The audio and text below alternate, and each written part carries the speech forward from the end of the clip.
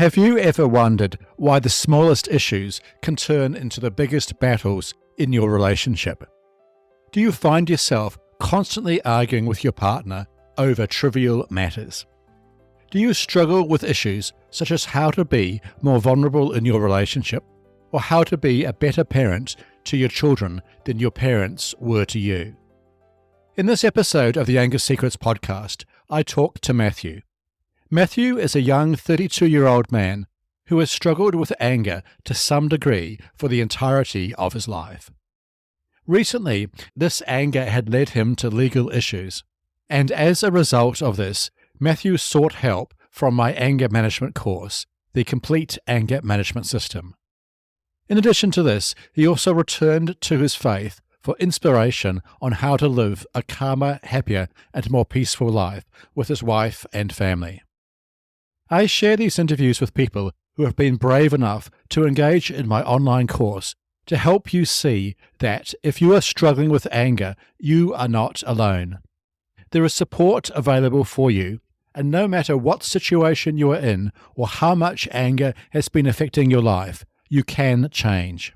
And the vast majority of people I see make profound changes in their life and the way they manage their anger far faster and far more easily than they may think initially possible. Hello and welcome to episode 80 of the Anger Secrets podcast.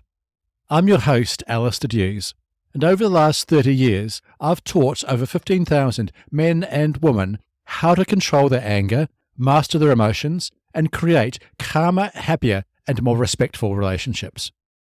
In this podcast, I'll share with you the proven tools and techniques I've used to help my clients control their anger and transform their lives. For a free 30-minute anger assessment call with me, visit my website, angersecrets.com. In this call, we will discuss your unique situation and create a tailored plan to help you overcome your anger and improve your relationships. That's angersecrets.com. Now, let's dive into my interview with Matthew. Can you tell me a bit about yourself? Yep. I'm 32 years old now. I was born in South Africa and lived there for most of my life and moved over to New Zealand about 8 years ago. I've married in that time now. I have a stepson and I own my own small business. I coach rugby with some kids and just a very community-orientated guy. I help out with my church with singing and newsletters and all of that. And from the anger side of things, I think growing up in South Africa, we are always more cautious toward everything. So you grow up always double-checking things behind you and just being more aware, I think, of surroundings and people and all of that. So a lot of anxiousness, I think, builds up over the years of small noises or what could that be? Always thinking worst case scenario. So what brought you to the anger management course? About 2 years ago, I was out with my friends and then my friend got into a fight and I went and defended him and I hit a guy and that guy got hurt pretty bad.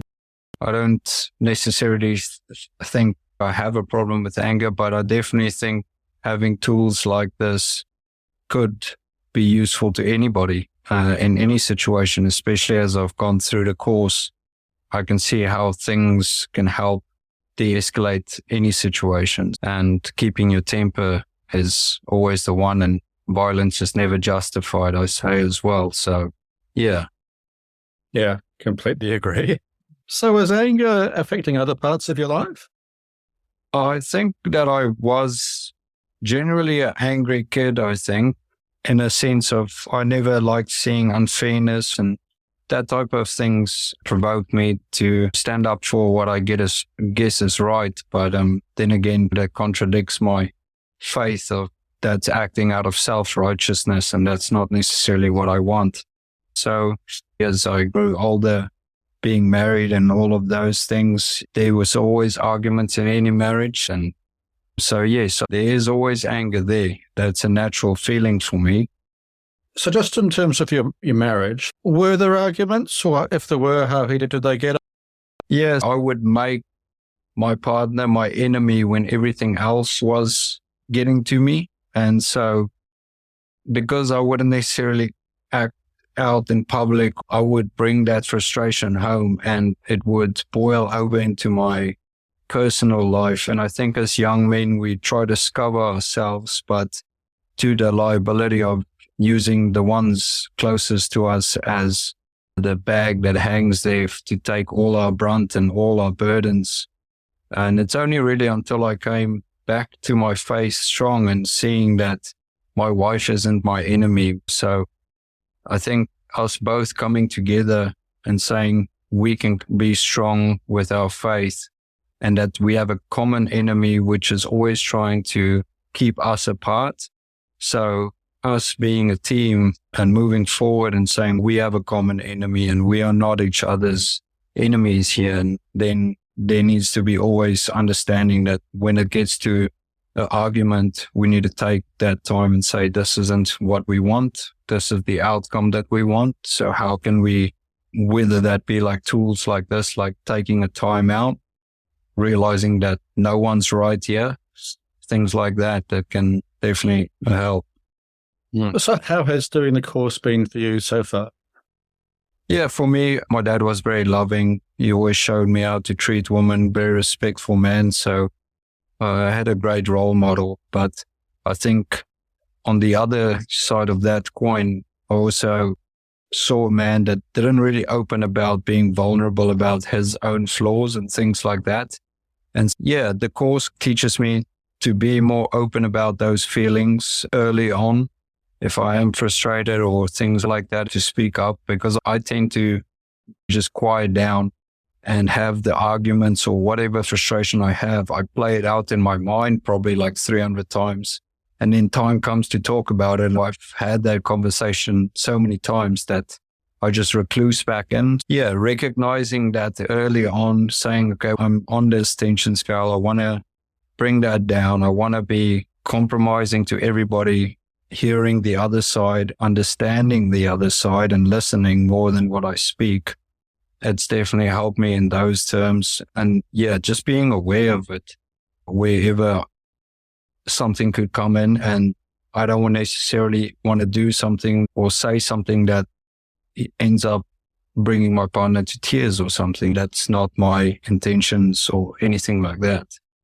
And because like I said, I've got a stepson as well, and I know that hurt people hurt others. So I don't want to hurt anybody around me. So yeah, I think just having those tools really makes it a huge asset to look at things and change the way that I look at things, and the things I look at will change. So what do you think the biggest change you've made since starting the course is? I think especially the thoughts to action. I recognize that I am allowed to have these thoughts, and that the thoughts should stay thoughts, and that acting on it, that's where the malice intent. I think anybody can think anything, but yeah, for me, be slow to speak, slow to anger. So I try to turn my thoughts, I think, toward the things that are good. And like we focus in this course on positive thinking, positive thoughts, and I want to speak positive things. I don't want to speak any bad, because words have life and have power. And like I tell my son, once you say something, you cannot take it back. It's in the world. It's in that person's head. So I think just slowing down on how you feel and processing it yourself, stepping away from it, and then go to it later. The timeout thing, the tension scale, those are just things that I'm constantly reminding myself of. Driving in Auckland is probably the biggest thing. Is we have lots of traffic, and my business partner, he drives us around most of the time, and he gets quite angry as well. And I'm like, we got to work on this. So I try to encourage him to recognize that he's feeling about it a certain way. And you're making notes as you go through the course? Yeah, so I've got a journal that I basically write all my notes down, and then use the sheets and make my angry diary, and just keep everything in a book, a nice hardcover, and just have that book as my anger management diary, basically. Yeah, it's definitely helped, especially the writing down. I find it's good for me because I just like to write it down, look through it, go through the pages again, and just see the things that I have been working through and seeing the progress as well. Yeah. Makes a lot of sense. How has doing an online course been for you? It's been really good. I'm a busy man, so when I've got off time or doing quoting and just listening or going through an episode again, and that's been the best part is I can't remember this. Go to a journal, go to that page. I have the ability to go through it again. I have the ability to look at charts, all of these things in my own time. And that's really what it was for me, is that time is of the essence. And this course has definitely given me the ability to wake up. Okay, I've got 10 minutes here. That's one session. I've got 10 minutes later in the day. Yep, that's another session. So yeah, having that small sessions as well, I think is key. It's not like this is an hour sit down, but it's like I can focus through it throughout the day.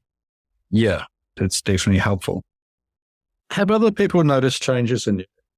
I think my wife has probably, but hand in hand with doing the course, going back on my faith when going to church has definitely grounded me. Like I said, it's the faith, but it's also along with faith, you need tools to overcome all these obstacles. And a course like this definitely gives me more insight as well on how those feelings could affect me, or how my enemy, as I would see it, can get hold of me.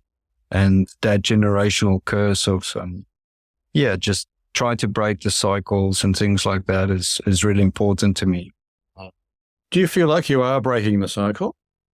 Yeah, I definitely feel so. I sit and I read each night with my son before bed, and we talk about it, and I'm more open as a father than my father was about my vulnerabilities and my mistakes that I've made, and to be able to talk to them truthfully and let them see that I am weak as well, and that I am able to be reached by these things and obstacles in my life, but working through that and letting your children know that it is okay as well to feel like that early on. I feel that they can then, as they get older, come and speak about it more, as opposed to just work through it on their own or not work through it at all, which I felt like I had to work through a lot of those things in my life by myself. And if you lean on your own understanding, it's not necessarily the right understanding, especially if you're angry and lean on your understanding in that moment. So yeah, I definitely feel like they can see changes. That role modeling is so important. So if someone is listening to this podcast episode and they've got some sort of anger issue and they're thinking about doing the course, what would you say to them? Yeah, I would definitely recommend them taking this course because, firstly, like I said, it's time effective. They can do it from anywhere. They can do it throughout the day, which keeps you on course with the course. Little small snippets during the day is a lot more substance than just taking an hour on one day and then leaving it and not having it there. It's also great because I feel like it's given me so many tools. It uses the same tools throughout the course and just develops it a little bit more each step of the way. So it's having those little abbreviations, recognizing the things, and then just putting it into action, and you see the results that you can get with that situation if you make a conscious decision to use those tools.